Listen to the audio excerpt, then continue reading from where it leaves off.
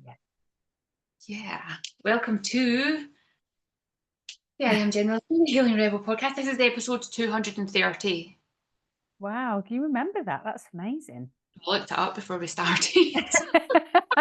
I would love to tell you I just know these things, but no, I I'm quite love. just so bright about things that I just remember them like that. And this is the first time that you have joined me on an episode, which has been delightful. So if you haven't listened to any of our previous conversations, please do go back and look at any conversation with myself and Emma Toms. Yeah. But today we are talking about, we were in Brighton for the British Society of Lifestyle Medicine annual conference. And we were both on the panel of Voices of Lived Experience. There's a lot of words here that I've got to try and not trip That's a over. lot. That's a lot of words. A Yeah. lot. Um, how did you find conference, Emma? Amazing. Yeah. Particularly our orange t-shirts, which I thought quite suited me, actually. Mine just went through the wash. Yeah, no, it was really good. Obviously, I joined a little bit later, but it was really, really nice to meet everybody, because we see each other on Zoom and I'm sometimes working, so I don't always get a chance to hook up. And so we're all a little bit scattered because we've all got lives, but really lovely to hear their personal stories more in depth and in person.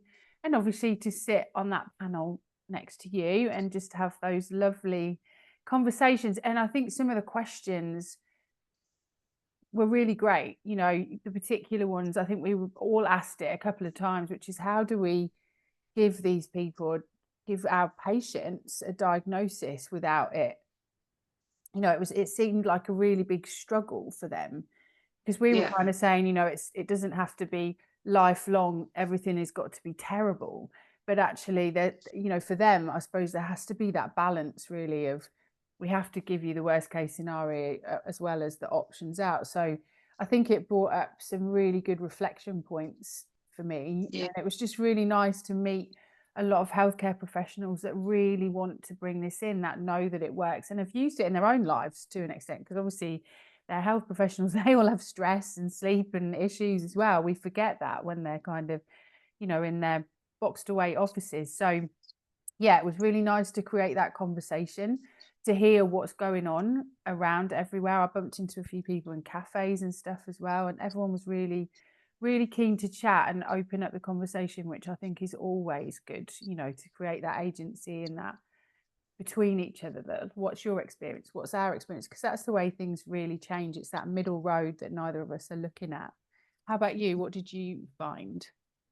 So yeah, I found interesting that they always go with worst case scenario and the negative outcomes, and Uh-huh. that there are positive outcomes. And I think for the doctors, certainly the doctors I spoke to, for them to be able to see what is possible, but Mm. also know that they have to hand some of the responsibility back to the patient, because I think they Yeah. think it's all on their shoulders, and quite often the patient is putting it all on their shoulders as well, and that's Yeah, what absolutely. Yeah. where so much more. Like, I think it was Satinder that's got that stat of it's 80% of what you do as the patient that creates the healing. It's only 20% comes from the medical intervention. Everything else is on you. So you need Yeah. to, I can't remember who it was that used the phrase of radical responsibility. And it's like, Yeah. yes, I that is really like that actually, because I always say that to the clients that I work with as well. You can sit here in a 2 hour session and we can work through a lot and you can feel great. But I know it's the people that commit to the safe and sound regularly, that get into the journaling. I just did an interview with one of my clients the other day, and she's really, really done her personal work in between. But she was in a place where she really had to. She's like, I'm literally not leaving my bedroom. I've got 3 kids. Do you know what I mean? And it's just not okay to live like that. And I think, it really is about self responsibility. And it's an awful thing to say when you feel dreadful about, your life and what's going on. But I did it, when I was young, I was pretty much, oh, well, I'll be fine. I can just carry on, this mental lifestyle, smoking, drinking, eating, ragu and pasta for like dinner every night. But, everything got worse and worse and worse and worse and worse. And it wasn't really until my 20s when I went for some surgery that the guy was like, "Well, why aren't you looking at smoking?" And I said, "Well, I've tried, but I just struggle." And he was like, "Well, you're going to have to, otherwise it's going to get worse." And it was that real basic kind of parental type thing that he just went, "Well, I can do all this for you, but this is just making it worse." And that's, I was like, right, okay, I've just got to then, whatever. And it took me a while, but I really stuck to it at that time. So yeah, it's interesting. And I think sometimes we do have to say, look, I'm not here to do the work for you. It's your body, it's your life. Hard So lesson. you weren't there for the opening day, and the Mm. opening talk from the lady who is the head of all the nurses, like the Royal College of Mhm. Nursing. Yeah.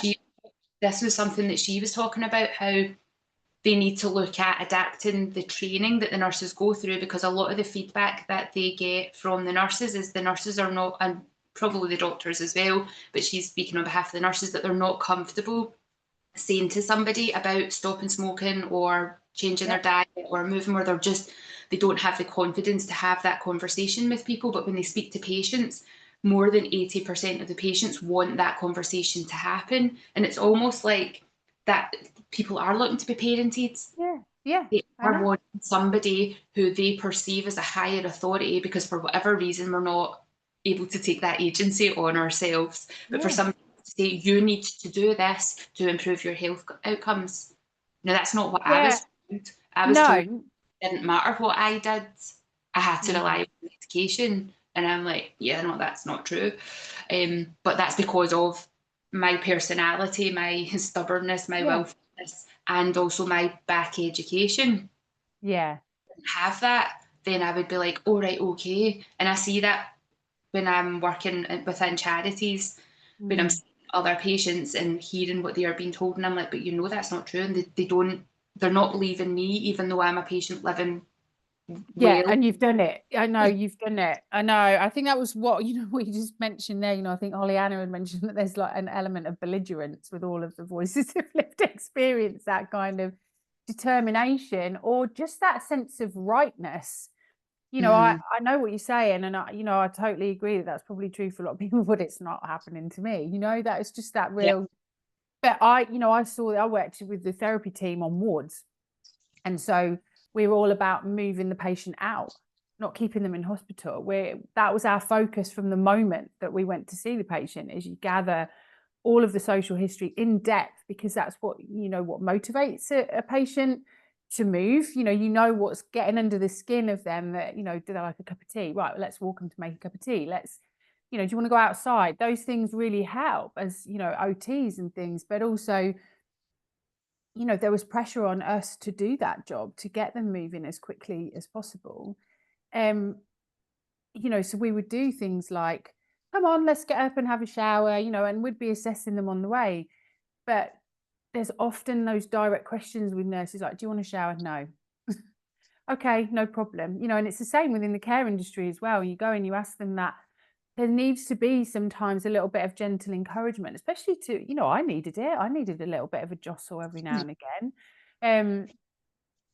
We can feel really low and stuff, but I think there has to be that focus on movement out, rather than, or there's that acceptance definitely of this is where I am now, but there's always got to be a focus on, where do you want to be, because at this stage this isn't getting any better. In fact, this is the point we're at. We might be looking at surgery, we might be looking at hospital admission, we might be looking at whatever.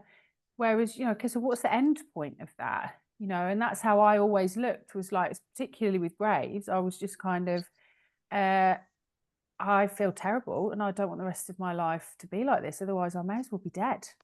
That was really Yes. how I felt. That was really how I felt. Like, if I have to live this way, then you may as well just lock me up, because I don't really, there's just no way that I want to be like that. Um, so you call it determination or depression. I don't know what it was that kind of forced me out, but that's the reality of it. That's how I felt, and it had to get that bad for me to, I mentioned someone on a podcast the other day that I called it like Project Emma. I had to really say, okay, well, this is it. You can't keep living like this. Yeah. Yeah. I've definitely been in that state as well, where I've been in so much pain and you don't want to be then like if I have to wake up feeling like this tomorrow, I just don't want to wake up, and it's a No, horrible place to be in. it's an But awful place to be.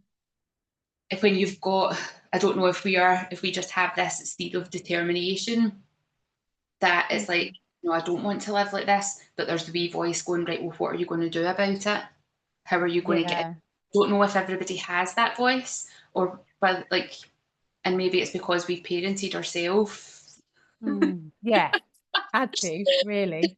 you Had know. to. Yeah. And I didn't really have anyone that understood. I didn't have really people around me that, still don't, even through all the years that I've been through it, no one really understands it. And I think that was also a big thing that came up for me, with all of our lived experience when we started to chat, was that element of, ACE scores and negative experiences in the past that have had, an impact on our nervous systems to a point where actually you are kind of reparenting, you are kind of rebuilding a body that never really felt okay. Do you know what I mean? So Yeah. you don't get to kind of 25 and in that state for no reason, and you think about the health choices that I made, eating rubbish and smoking, all of it was about me trying to cope really badly with huge amounts of stress that I just didn't know was Didn't know how to stress. do It was just normal for me. it. Yeah. Yeah, so it was fascinating couple of days. It really was. Yeah, and I think it was lovely being with the other voices of lived experience and knowing all the different variations of stuff that we've been through, and people haven't been through stuff that they didn't even share Yeah, on weekends, yeah, but we've maybe shared privately, and then Satinder, who's just like a walking miracle.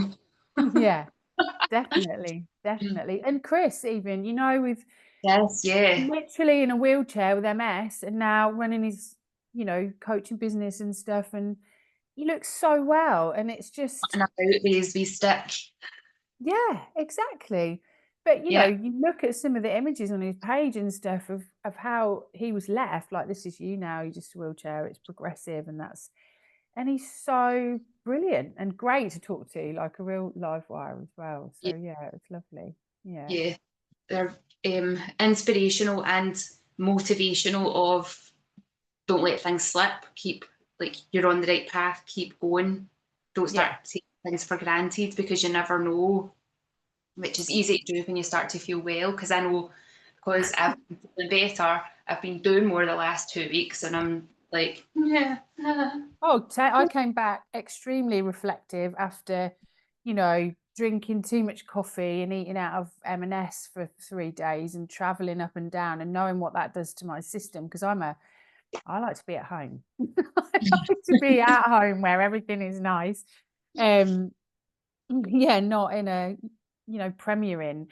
And I certainly came back and I was like, you need to look at your food again. You need to look at your food, you need to look at your diet, you need to get a little bit more self-care, back to exercise in the right way. So, a little bit of gentle swimming this week, and then kicked my backside with a boot camp yesterday. And then today a nice lay-in. So it's that balance again. And I know now that it doesn't take me quite so long to swing back. Yeah. But I know I'm tired at the moment, and I know I've got a lot coming up in October, and it feels overwhelming, and I know that's having an effect on my stress system. So it's like, you just need to get some more sleep, you just need to just take the rest when you can take it, and just take every step as it comes. But 25 years ago, that would not have happened. In fact, I would have avoided it and just gone out and got drunk on a regular basis if I could.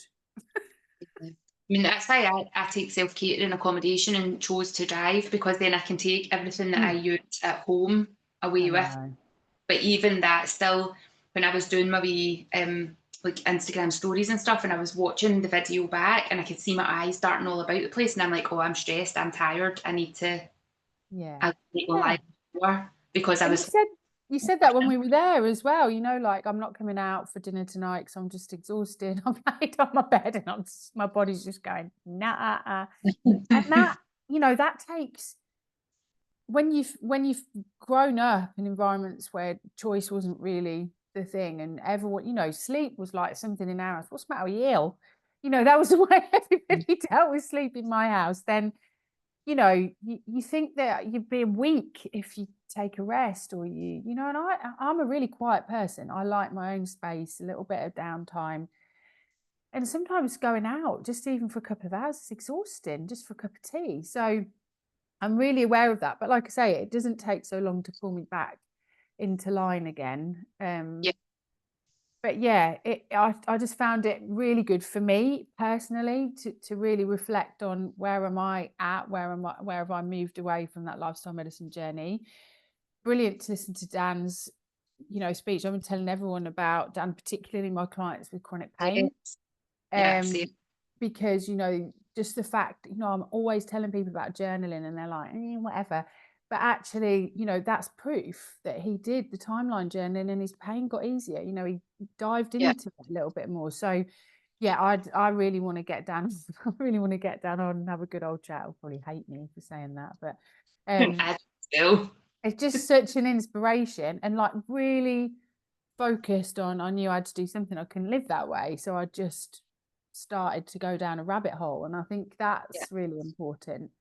Um, so yeah, lovely. And I'm kind of really looking forward to building what we've got at the workshop, because I know you did a post this week about more interactive stuff. So taking what Yeah. we've already got and actually building some journal practices in there this time. It's a little bit Yeah. of breath and definitely some The movement. I say movement, but more like the lymph kind of stuff more than anything else, and Yeah. making it a more of a chance, to talk to each other and to share and to find out, what's going on within those exercises, I think. Yeah, our event is definitely going to be excellent. Always. Oh, yeah, our last event was excellent, but it was very information heavy. And afterwards, we spoke about it, and we were like, "That's all fine. They probably already know a lot of that information. Let's make it more Yeah. interactive and I think it's practical." hard to know when to stop. That's Yeah, because we're both like boffins like, about it as well. we want to share. We want you to heal.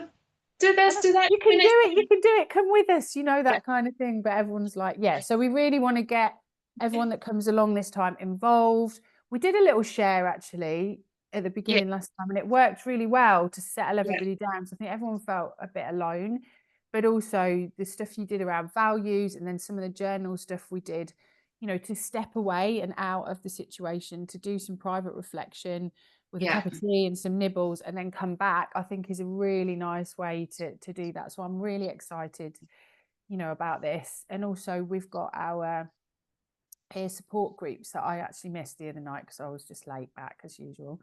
yeah. So I didn't have internet. Yeah.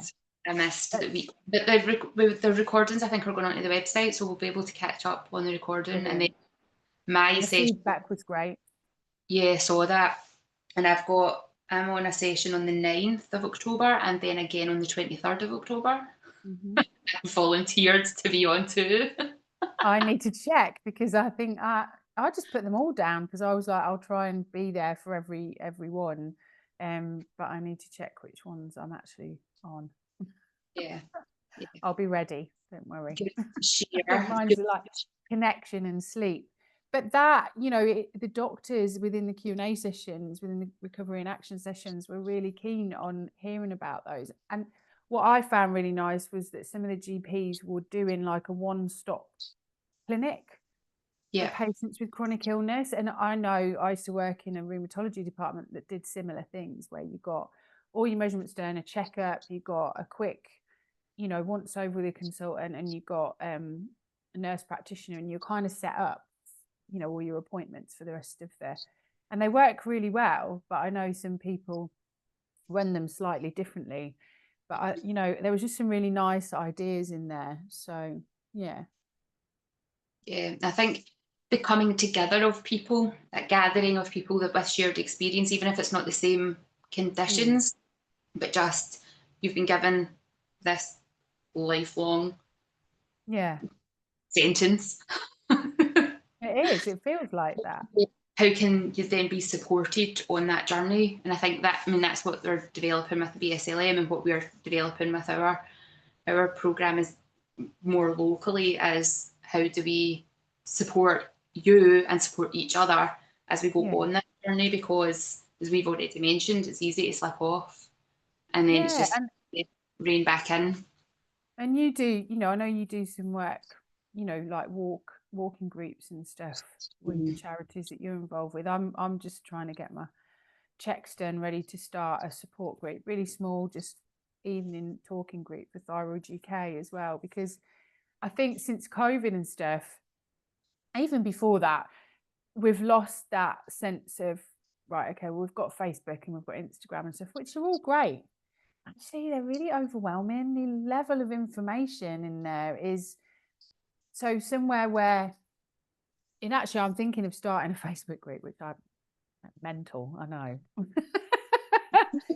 But not to a sense of like overloading people with tons of information, but trying to get to a space where we can do stuff together.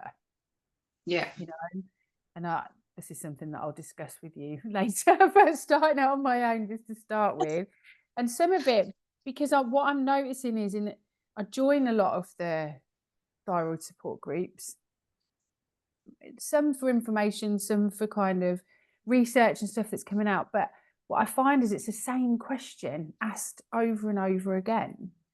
Will this help? Is this linked to Graves? Is this, and I'm like, yes, all of these questions, but this is actually one thing isn't going to help. And I see it all over health and well-being things. Yeah. One thing, like I could fix my diet and never sleep properly and be stressed out of my box, never get any exercise, and I would still be ill. Do you know what I mean? Yeah. It's not, for one thing. One thing isn't going to make it okay. And this is what I see a lot of this is my plan and this is what I do and this is how it works. And yeah, it will work for a little while. My autoimmune protocol diet worked really well, but still wasn't sleeping very right. And I emotionally totally dysregulated. So I really was not getting well. I was just rigid, strict and shattered most of the time. So, just a place where we can ask questions, but there's places to find that information, and also a place within that where you either meet virtually on that group or in person, and encouraging those kind of in-person events as well. So it's been bubbling up because I'm clearly getting annoyed by everyone else's Facebook group, so I've got to start my own now. I'm better than you, that guy. It's your own cult. Sorry? See, it's your own cult. I know, yeah. I'm going to start my own cult. No, it's not a cult. So we're veering away from when you start to red flags, like, ooh, big turn. Yeah. No, a place to ask questions. We'll see. It's bubbling, so I'm not, normally I'd go, right, I'll start it today, but I'm like, no, let's just sit with what you want to bring into it. So yeah, and I think make it purposeful, make it really purposeful where people do get something, because I think we're bombarded with, oh, I saw this and this is really interesting, and oh, and you bung that into a group and it's like, in the end, that's all you see. It's just people chattering. And actually people really need direct advice about, where am I at? So we'll see how that looks. Facebook might not be the best place, but it's still relevant, I think. We'll see see if I'm brave enough. We'll wait till my stress levels go down a little bit. So the peer support groups, maybe you're gonna put a link anyway in the show notes, whatever. Because they're really excellent and they're a pilot, so it gives everyone a chance to kind of feedback as well. But the place to be in Glasgow for your health and lifestyle pillars of health info. Should have a better tagline. I think there's probably a better tagline than that. Your healthy lifestyle place to be is Glasgow on the 22nd of November in the Wellness Hub on Rogart Street in Bridgeton from 2 p.m. to 5 p.m. And we were chilling out there, drinking some tea, doing some value work, journaling. It'd be really lovely if Leanne can get along as well, because she might share a little bit. We'll see if we can coax her to share a bit about her psoriasis journey as well. Yeah. Was there anything else that we wanted to? I'll bring food again to the event. Apparently that was How much food, the, Jen? well, I'll probably bring far too much food because I don't know how to I don't know Yeah, how to don't manage add. my Just bring me a nice food parcel with it, and that's fine. I can handle that. yeah, so I made lovely hummus and sourdough crackers last time, and we brought some berries. I also brought yogurt and granola, which won't bring this time because it's winter and it's cold. But We said about you made that nice winter berry berry tonic. tonic, yeah, Can't wait to with try that. elderberries and black, what do you call them, brambles, Mm. uh, cinnamon, clove, ginger. Oh, lovely. Can't remember what else is in it, but healthy stuff. That But is the for thing is about this workshop is we're wanting to really grow it. So we're wanting to run it more often, yeah, really, and also to get kind of the feedback on what people got so we can start to develop it into little segments, yeah. which we'll try to do over the winter when we're both not completely whacked from working and Anchored in because it's raining outside. hunkered in over Christmas, tapping away on my laptop. Yeah, I think, it's really nice for people that struggle to get in and also that just want bite-sized pieces of information as well. And this isn't to go, without the peer support stuff, because that really works differently. But these would be like hour-long kind of things where you get on, you get your information, they're recorded, you pay for that, and then it can build up into a course as well, so you can take bits and pieces out of it. Maybe your sleep is great but this isn't so great, maybe your stress isn't off but your food is okay. So yeah, I think it'd be a really nice way to develop that so that people can jump on and get it in some more bite-sized pieces rather than all in one go as well. But if you're looking for that If you're holistic kind of thing and that shared experience, I think then the workshop is the place to be. So yes. 22nd of November, yay! And also there's loads of free on-street parking there, so it's really easy if you Yeah. drive. We were city centre last time and people drove in and it was a bit, there was also a Yeah, rain that day, so which nobody I knew know. about. And actually, it's kind of a nicer way to, especially on a Saturday afternoon, you don't really want to be jumping in and on the bus, do you, really? I probably will. But Also, Bridgeton train station, and I believe there's two train stations that are within walking distance. I think it's Duke Street train station and yeah. Bridgeton station are within 5-minute walk of Mhm. as well, so you can it's dead easy to get there by Yeah. rail network. But it's a really nice way. I think, especially after the conference, I think it's given us all a bit of a boost in confidence that things are moving in the right direction, that we're not fighting a losing battle, that actually, even though it looks like your doctors and nurses aren't listening, they're struggling too to find the right way for everything. And I think that softening is really an important message, really, that, and I know my Substack this week was about finding my voice, because I used to go in like nervous, asking the right question, not being able to ask for what I needed, feeling totally let down, like I'd let myself down. And it wasn't until I started to say, right, well, I actually need to get a handle of it. I was still angry, still going really angry.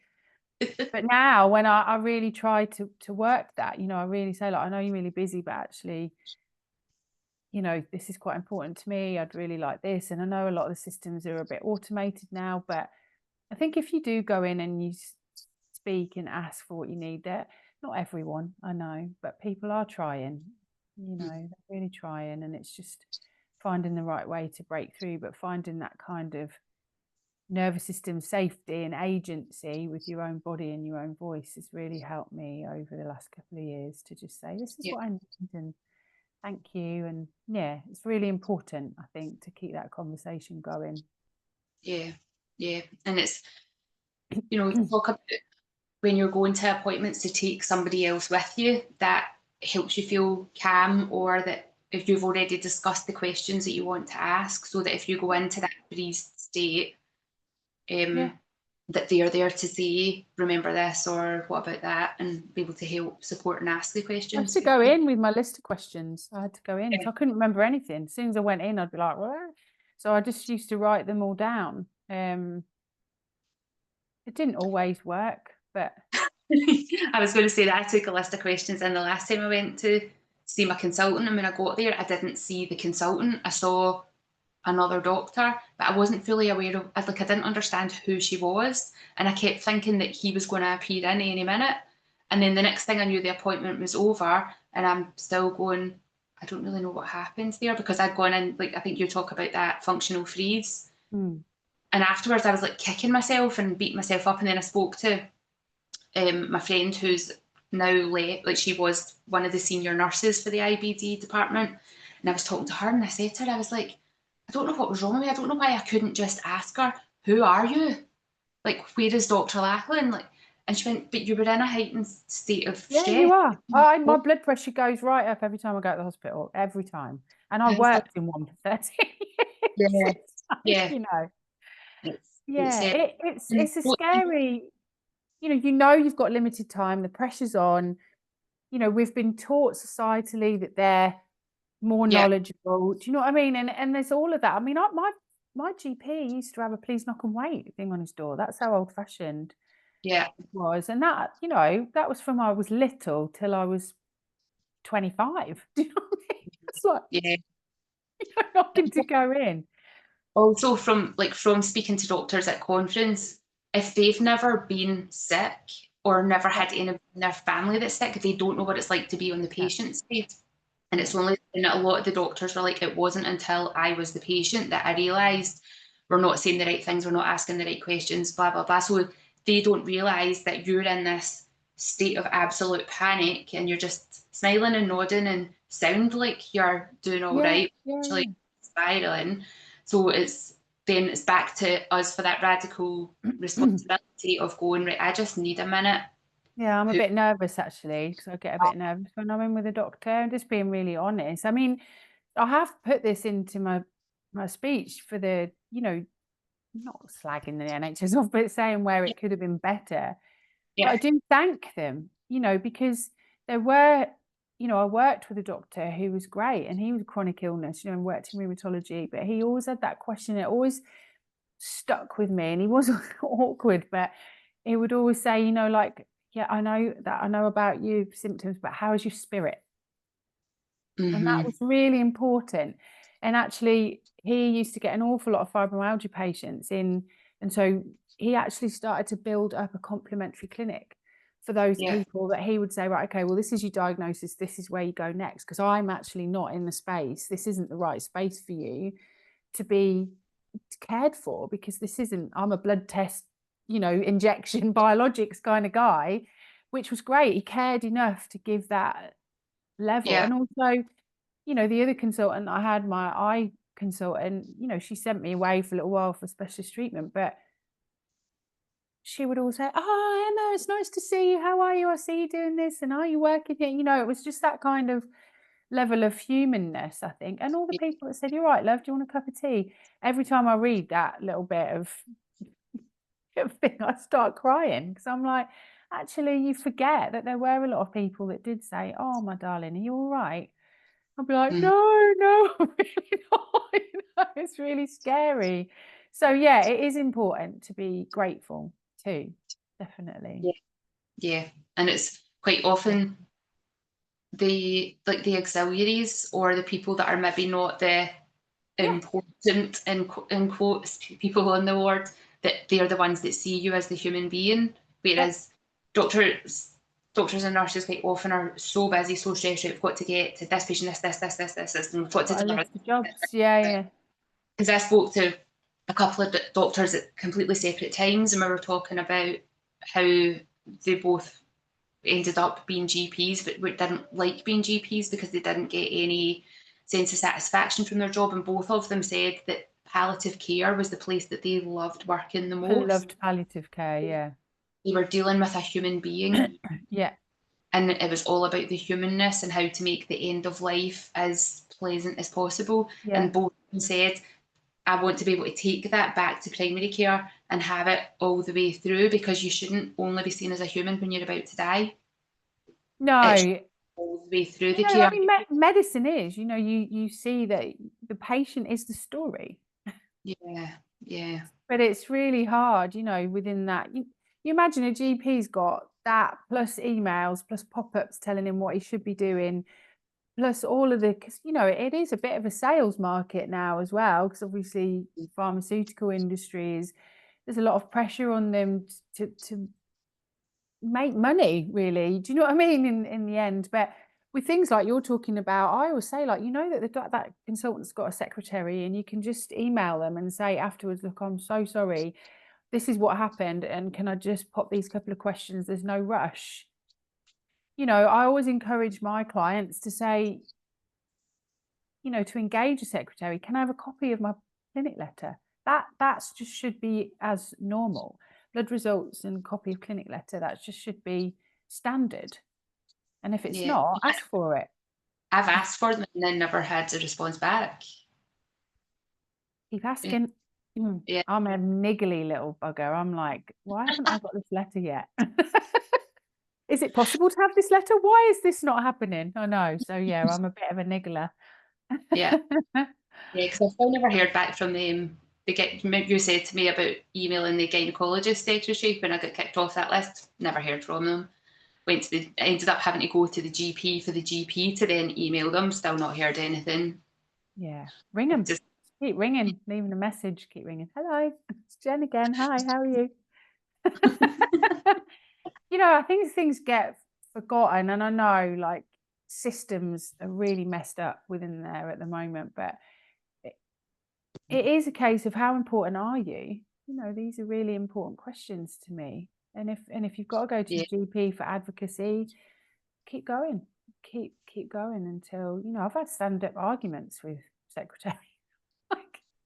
Like, do not talk to me like that. Oh, I've lost my, do not talk to me like that. This is, you know, really important to me. And it's hard. It's really hard. But I think it is part of the journey as well, is learning to advocate for yourself. mm-hmm. Which is part of the healing journey, because for so long you weren't advocating for yourself, and you had no boundaries, and you were That was my giving life. Yeah. help. So therefore, Yeah. this is of the journey that ended up manifestation of your body saying you need to look after yourself. Yeah. And I have going to, to support I have to you. parent that little body that didn't feel, do you know what I mean? I'm the big girl that's there. And if I have to shout a little bit sometimes, or say, you know, actually I'm going to stay here a little bit longer until I get the answer I need, then yeah, then I will. I'm awkward like that. But then maybe you're not awkward, you're just correct. I'm just me. You're willful. Belligerent. Sorry, Literally, Anna. I liked that. I really liked that. I couldn't get that word back into my head. I'm like, what was that wee word again? Yeah, we need to, I just need to have it over the top of me, like a sign. Belligerents are us. Yeah. But yeah, it was lovely. I just feel really, you know, filled up from meeting all those people Yeah, week. I feel really filled up, and I feel like I'm excited about what I've got to give, and you know, and what I've got to learn, but you know, what I've got to give for the future, because I know this stuff is working for my clients, and I think that's the most important thing is, you know, this stuff works. And it's yeah, going back to basics sometimes, and it's harder than popping a pill, but it's better also. yeah. The outcomes are better Mm-hmm. Yeah. for sure. Anything else you want to check? Pardon? I've lost Sorry. my camera and not been able to speak at the start, and now you can't speak. Anything else you want to chat about before we finish up? No, I think we'd better, because otherwise we'll be here all day, won't we? Could be. So who doesn't already follow Emma, who wants to follow Emma, which are the best channels to follow you? What are your favourite ones these Instagram and days? Facebook, really, or just website is normally the best place to find out. There's tons of blogs and stuff on there, so I focus them all on those kinds of subjects now. Cool. I will post the links to the things that we said we were going to post. Yeah, all of them. all of them. There's one, there's one that I can't remember what it was you said, or we'll put the link for that in. I can't remember what it was, but I'll You can listen WhatsApp back. me later and but it's Um, fab. I'm really looking forward to doing this again. And yeah, yeah, better each time, always growing and yeah, learning. Okay. indeed. And if anybody's listening to this and thinks, oh, I know somebody that needs to be there, or oh, I know somebody that needs to hear this, please do share it with them. And if you don't already follow and subscribe and all that jazz, Do please it. do that. If you've got any questions, put them in wherever you're watching this, and we will get back to you. And yeah, I think that's us for today's podcast. Yeah, we'll see you at the Wellness Hub. Wellness Yeah, bit. I can't remember ever what I know what it is on Instagram, so that's okay. the Wellbeing Hub. Wellbeing Hub. There you go.